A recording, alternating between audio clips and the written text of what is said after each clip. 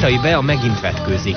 Ez persze nem nagy újdonság, de ha hozzátesszük, hogy a még mindig csak 21 éves modell már másodszor kerül a Nyuszis magazin címlapjára, mindjárt más a leányzó fekvése. Szerintem fogytam egy kicsit.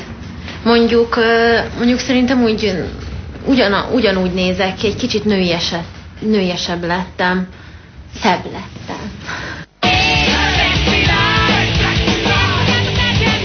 Bea 4 évvel ezelőtt alig 17 évesen állt először meztelenül a kamera elé, azóta is ő a világ legfiatalabb playmate-je.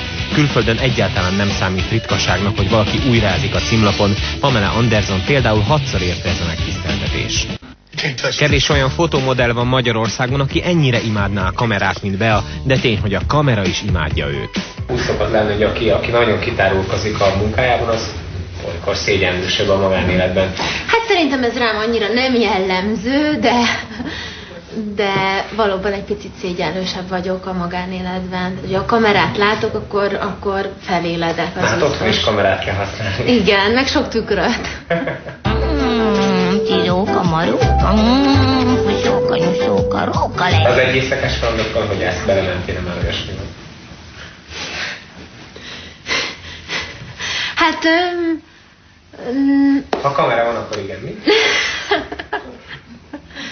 Ne, előfordult, de inkább hosszabb kapcsolataim vannak. Jó, hát én egy operatőr barátot kívánok, köszönöm szépen, vagy egy fotós.